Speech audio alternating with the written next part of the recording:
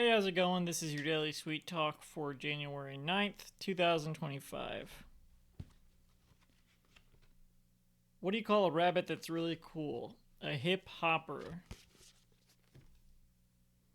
Why did the color change? I don't understand webcams, man. Or this one anyway. I don't know if I talked about this before, but sports. I did it again. Sports video game. Have I talked about sports? Um, Sports video games. They release a new sports video game every year. I think it's EA or 2K or John Madden, whatever, whoever it is. You got one every year and you got one for every sport, it seems. And every one of these is like 60, 70 now dollars probably.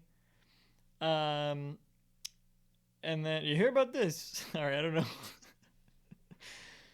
And then on top of that, you also have the DLC packs and the subscriptions. And there are some people who it seems like they only play or they mainly play FIFA or NBA 2K or whatever. And then, sports video games I'm sure are fun. I'm sure that's fine. I'm not sure how a game like NBA 2K would be much more fun than, I don't know, like Wii Sports basketball or something. I don't feel like there could be that much of a difference. It's still basketball ultimately. I don't think there's much variation you can do, especially year to year. Like they have to essentially be releasing the same game every year. The players change. I guess there's story modes. I mean, you have to if you're releasing a $70 game, there has to be like a story mode. I think that's like an obligation. And so there's people out there writing the whatever the story mode is for these $70 sports games every year, and there's got to be like variation there. But to what if it's like it's a scam basically. Um, if you're buying these games, why? Why would you spend? I wouldn't spend that much money on a good game, let alone a game that has been releasing exactly the same for the past 10 plus years. I really cannot wrap my head around that.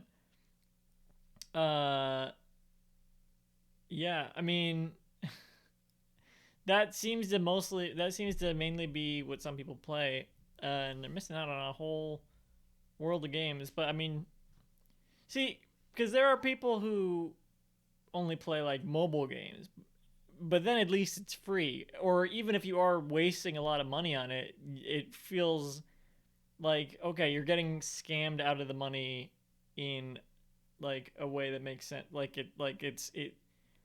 they're kind of programmed to make you want to gamble and like make you want to spend money. Uh, I don't know if you there's really an excuse for. I mean, when it comes I guess if you're just already playing the games, maybe it's like an indoctrination thing, or you're just like, oh, well, I played this one, so I'll buy the next one, and then the next one, the next one, even though they cost so much money. I guess it's the same thing. I guess I'm more broadly talking about like capitalism now. I don't know, because it's the same thing with phones. I guess. Oh, well, I bought the last phone, so I gotta get the new one because I mean, if my phone's gonna be broken because of that's how they make the phones to not last. So do they do that with the games too then? Is that what it is? I guess it is because people will buy the next one.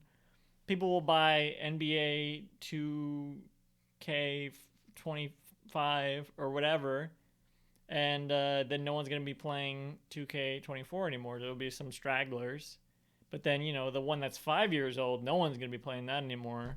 Because even just, I was playing Mario Kart 8 on Wii as the servers were going down, which is like, you would think that'd be a peak time to play. And then, well, there were people playing, but it was only the expert. I guess that's the thing also. The only people that are gonna be left over playing the old game are the people that are so good at it that you can't even play against them without losing. Or I couldn't anyway, but I wouldn't play any of these games in the first place. Yeah, I don't know. Play some different games.